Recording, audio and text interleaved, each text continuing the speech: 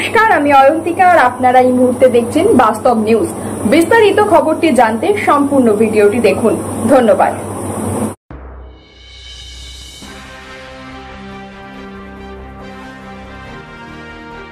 RSP প্রাক্তন মহিলা উপপ্রধানের রক্তাক্ত দেহ উদ্ধারকে কেন্দ্র করে চাঞ্চল্য এলাকায়। আরএসপি প্রাক্তন মহিলা উপপ্রধানের রক্তাক্ত অবস্থায় বাড়ির মধ্য থেকে দেহ উদ্ধারকে কেন্দ্র করে চাঞ্চল্য ছড়ালো এলাকায়। ঘটনাটি ঘটেছে গোসাবার বাগবাগান এলাকায়। মৃতার নাম অমৃতা পাত্র। তিনি রাঙামেলিয়া গ্রাম পঞ্চায়েতে 2003 থেকে 2008 সাল পর্যন্ত উপপ্রধান ছিলেন আরএসপি। ঘটনাটি ঘটেছে মঙ্গলবার রাতে। ঘটনার খবর পেয়ে মঙ্গলবার গভীর রাতে দেহটি উদ্ধার করে ময়না তদন্তের জন্য নিয়ে গিয়েছে গোসাবা থানার পুলিশ। অমৃতা পাত্রের শরীরে একাধিক জায়গায় ধারালো অস্ত্রের কোপের আঘাত রয়েছে। পুলিশের প্রাথমিক অনুমান তাকে খুন করা হয়েছে। বাড়ির মধ্যে ওই বৃদ্ধার দেহের পাশে একটি ধারালো অস্ত্র উদ্ধার করেছে গোসাবা থানার পুলিশ। বুধবার সকালে একটি অস্বাভাবিক মৃত্যুর মামলা রুজু করেছে গোসাবা থানার পুলিশ। তবে এই ঘটনার সঙ্গে কোনো রাজনীতির যোগ নেই বলে স্থানীয় সূত্রে খবর। আর আপনারা সেই ছবি সরাসরি দেখছেন শুধুমাত্র বাস্তব নিউজের পর্দায়।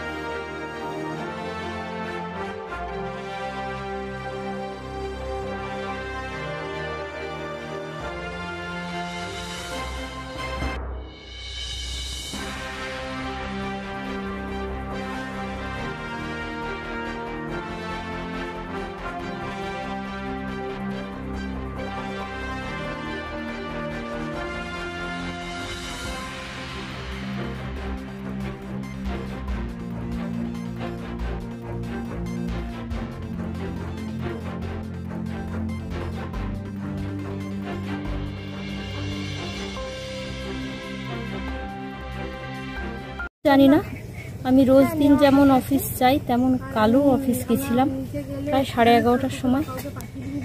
যখন প্রায় 4:45টার সময় মাকে ফোন করি, কোনো রকম মায়ের সাড়া পাইনি ফোনে।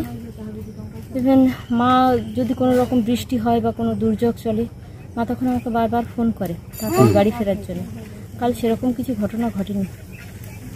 আমার একটু শঙ্কা হয়েছিল মা কেন ফোন করছে না বা মা কেন ফোন ধরছে না। তো রাতে যখন আমি ফিরে আসি, তাড়াতাড়ি চেষ্টা করছিলাম যাতে বাড়ি পৌঁছই। এসে ফার্স্ট দেখলাম আমাদের দরজাটা খোলা কিছুটা, তারপরে অন্ধকার, ফ্যানগুলো চলছে। কোনো জায়গায় মাকে খুঁজে না পেয়ে প্রত্যেকটা ঘর খুঁজতে খুঁজতে গিয়ে দেখলাম সবথেকে লাস্ট যে ঘরটায়, সেখানে একটা বাথরুম রয়েছে। ওই বাথরুমটা মাই ব্যবহার করতেন, আর বাথরুমের সামনে মা পড়ে রয়েছে। শরীরের সমস্ত রক্ত বেরিয়ে গেলে যে অবস্থা হয় সেই অবস্থায় দেখছি। তো আমি বুঝতে পারিনি যে আমার মায়ের কোনো রকম অন্য কোনো, আমি ভেবেছি পড়ে গেছে, পড়ে গিয়ে মাথায় চোট লেগে এভাবে ব্লিডিং হয়েছে। তারপরে যখন পুলিশ ওনারা ইনভেস্টিগেশন করতে আসলেন, তখন দেখলেন একটা ছুরি পাওয়া গেছে। ওনারাই দেখেছেন, যেভাবে ওনারা বলেছেন সেভাবেই আমরা শুনেছি। ছুরি পাওয়া গিয়েছিল, আর কি কি পাওয়া গিয়েছিল?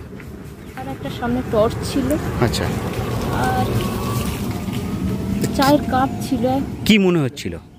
দেখুন, আমরা তো বলতে পারবো না, কারণ আমরা যে পরিবেশে রয়েছি এখানে কোনোদিন দেখিনি যে এভাবে কোনো রকম হত্যাকাণ্ড হতে পারে। আচ্ছা, কি মনে, আপনাদের পুরনো কোনো শত্রুতার জেরে এই ঘটনা ঘটেছে?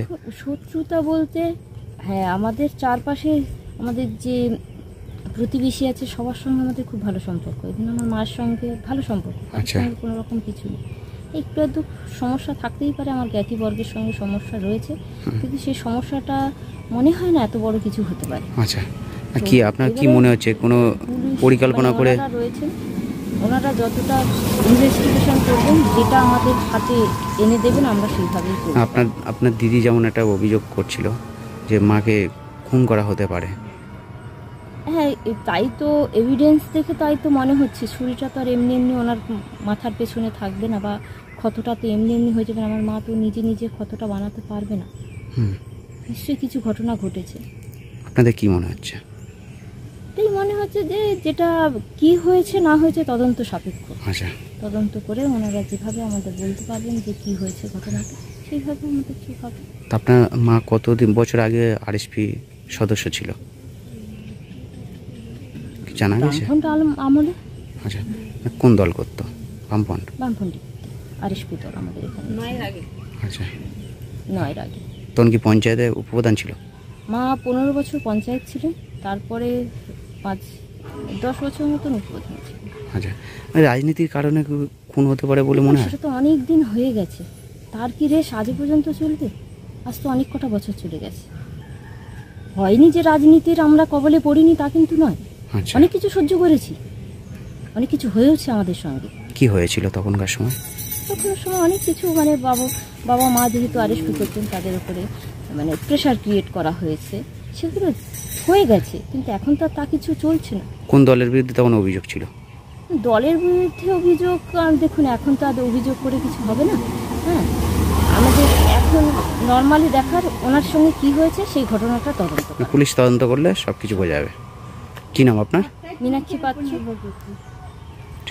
হ্যাঁ। সমস্ত খবর সবার আগে জানতে অবশ্যই বাস্তব নিউজ চ্যানেলটি follow, like, share and comment করতে ভুলবেন না। ধন্যবাদ।